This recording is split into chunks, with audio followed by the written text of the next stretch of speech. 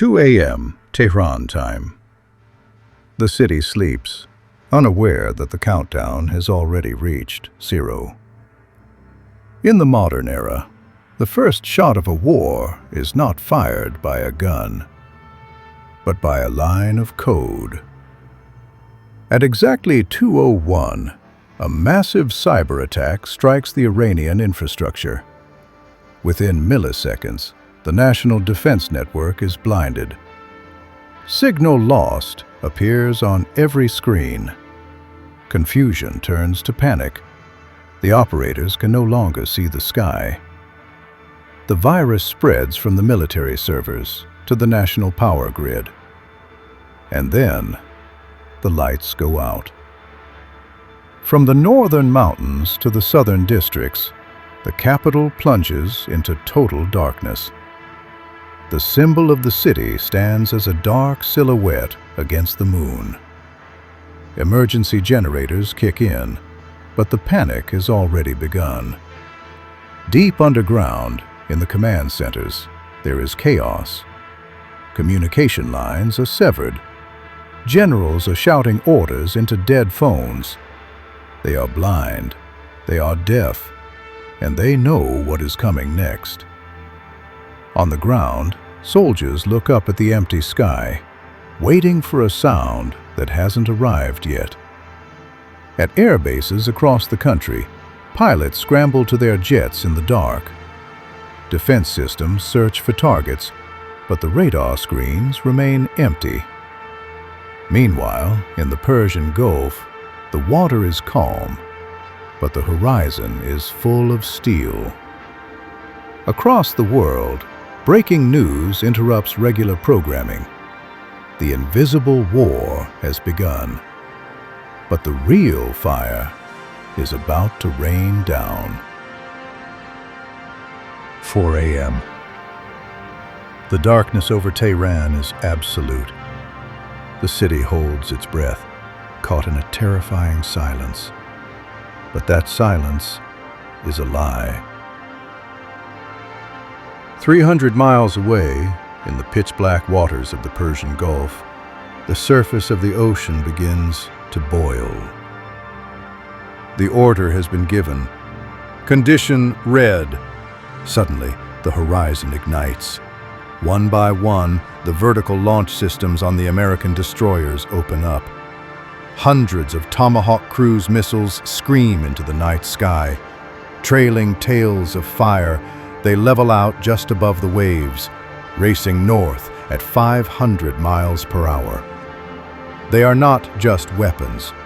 They are a swarm, a mathematical wave of destruction, programmed to hit every target at the exact same second. High above the clouds, far beyond the reach of the naked eye, the ghosts have arrived. The B-2 Spirit bombers, flying wings of death, invisible to radar, darker than the night itself. The Iranian operators stare at their screens. They see nothing, but they can feel it. Death does not knock on the door. It walks right through the walls. On the ground, the nightmare begins. The air defense systems wake up, screaming. The sky over Tehran turns into a chaotic web of tracer fire. Thousands of rounds of anti-aircraft ammunition cut through the darkness, red and yellow lines searching for an enemy they cannot see. The S-300 batteries roar to life, their massive radars spinning frantically. But in modern warfare, if you turn on your radar, you die. American anti-radiation missiles lock onto the signals instantly. Then, the impact. Explosions bloom like artificial suns across the map. Mehrabad Air Base, Isfahan, the Bushehr reactor. Concrete shatters into dust. Steel melts in milliseconds.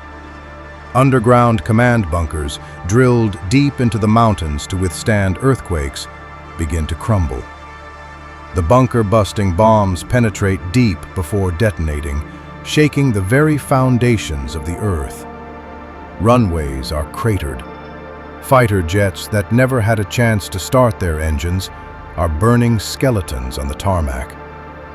6 a.m. The sun begins to rise over the Zagros Mountains, but the first light of day reveals a new reality. The sky belongs to them now. High above the smoke, F-22 Raptors patrol in perfect formation. Their sonic booms shatter the windows of the Malad Tower, a deafening reminder of who is in control. They are the kings of the airspace. There is no resistance left above the clouds. The Iranian Air Force has ceased to exist. On the streets, the war is no longer a concept on the news. It is here. Panic takes hold of the capital. Thousands of people rush towards the metro stations, seeking safety deep underground. Fathers hold their children tight. Mothers watch the black smoke rising from the horizon. The terrifying sound of jets passing overhead, followed by the shaking of the ground, becomes the new rhythm of life. The city is still standing, but it is broken. It is covered in the gray dust of war. The first wave is over. The Americans have taken the sky. They have blinded the eyes of the regime. But the ground still belongs to the defenders. And in the deep tunnels beneath the mountains, they are preparing their answer. The real war has only just begun. The Americans own the sky. They believe the war is over, but they have forgotten one thing. You cannot bomb what you cannot see. 10 a.m., the Persian Gulf. The radar screens on the U.S. Fifth Fleet suddenly light up, not with one target, but with hundreds. From the hidden coves and islands, the swarm emerges. Small, fast attack boats, armed with heavy machine guns and naval mines. They move like wolves, too small for radar to lock onto, too many to count. The ocean turns into a kill zone. The U.S. destroyers open fire with everything they have. The water explodes in geysers of spray and fire. Helicopters deploy flares to deflect shoulder-fired missiles. An oil tanker, caught in the crossfire, is struck. Thick black smoke rises into the atmosphere, turning day into night. The Strait of Hormuz, the world's most vital energy corridor, is now closed. But the real surprise is not on the water. It is deep beneath the earth. 500 meters under the Zagros Mountains, in the concrete tunnels of the missile cities. The order is received. Hydraulic blast doors, hidden under layers of sand and rock, slowly slide open. For 40 years they have been digging, preparing for this exact moment. The commanders turn the keys. Launch, launch, launch. The desert floor shakes as the solid fuel engines ignite. Ballistic missiles rise from the mountains like pillars of fire. They pierce the clouds, reaching the edge of space before turning back towards the earth. The targets are not random. Al Udeid Air Base in Qatar, the Navy fleet in Bahrain. The Iron Dome and Patriot systems activate. The night sky over the Persian Gulf lights up like fireworks. Missile meets missile in a deadly dance at supersonic speeds. Some are intercepted, but not all. The warheads that get through strike with the force of a meteor. Runways are destroyed. Hangars are flattened. The dust from the impact covers the sun. The American war machine has been hit, and the world realizes this is not a quick operation. This is total war. Day 2. The sun rises over a different world.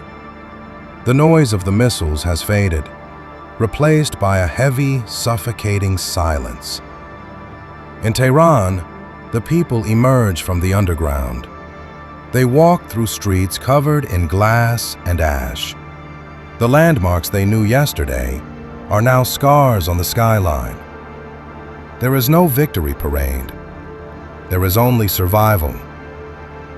The regime has been struck, but not broken.